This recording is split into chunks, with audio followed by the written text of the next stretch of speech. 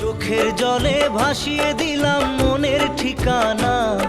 Tollywood ইন্ডাস্ট্রির জনপ্রিয় নায়কদের একজন দেব। দীর্ঘদিনের ক্যারিয়ারে তিনি অসংখ্য হিট সিনেমা উপহার দিয়েছেন, পেয়েছেন ব্যাপক দর্শকপ্রিয়তা। ভারতের পাশাপাশি বাংলাদেশেও রয়েছে তার অসংখ্য ভক্ত অনুরাগী। গত 25 ডিসেম্বর ছিল এই অভিনেতার জন্মদিন। এ উপলক্ষে বাংলাদেশে থাকা দেবের অনেকে ভক্ত মহল কেক কাটেন বলেও খবর পাওয়া গেছে।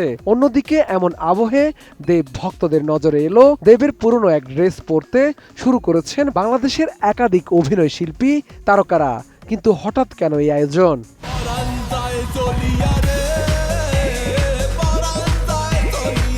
2009 সালে টলিউড ইন্ডাস্ট্রির মুক্তিপ্রাপ্ত সুপারহিট চলচ্চিত্র পরাণ যায় জ্বলিয়ারেতে দেব পরেছিলেন সেই পোশাক, মূলত যেটি ছিল লাল সাদা ডিজাইনের হুডি।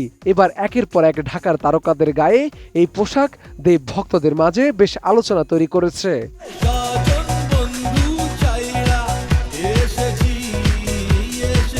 এ নিয়ে অনেকের আবার ধারণা, বড়দিনকে কেন্দ্র করেই এমন ডিজাইনের পোশাক বেছে নিয়েছিলেন দেশের তারকারা। যে তালিকায় রয়েছেন অভিনেতা তৌসিফ মাহবুব, সাইদ জামান শাওন, ফররুখ আহমেদ রেহান এবং অভিনেত্রী সাদনিমা বিনতে নোমান, যাদের একই ধরনের লাল সাদা হুডি পরা অবস্থায় দেখা গেছে। নোভা এলইডি টিভি, ঝকঝকে ছবি, নিখুঁত শব্দ, 5 বছরের ওয়ারেন্টি। নোভা মানে সঠিক মান, নিশ্চিত সেবা।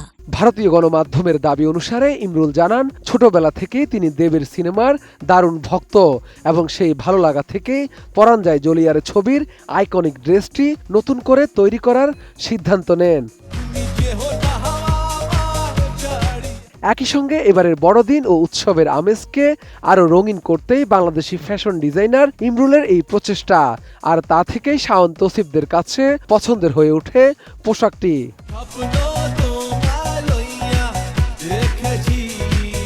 বিষয়টি নিয়ে ইমরুল গণমাধ্যমকে আরও জানান, তিনি সবসময় ইতিবাচক কিছু করার চেষ্টা করেন। এই ডিজাইনটি যখন তিনি নতুন করে তৈরি করেন তখন বাংলাদেশের অভিনেতারাও বিষয়টি দারুণভাবে গ্রহণ করেন। তারা দেবকে পছন্দ করেন বলেও জানান ইমরুল। এদিকে টলিউড সুপারস্টার দেবের এবারের জন্মদিনে তার নতুন একটি ছবি মুক্তি পেয়েছে।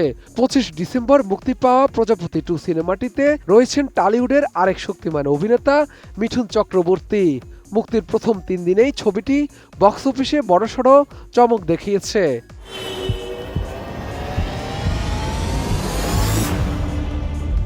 সানসিল্কের সাম্প্রতিক পরিসংখ্যান অনুযায়ী গত 25 ডিসেম্বর মুক্তির প্রথম দিন অর্থাৎ বড়দিনে ছবিটি 28 লাখ রুপি আয় করে।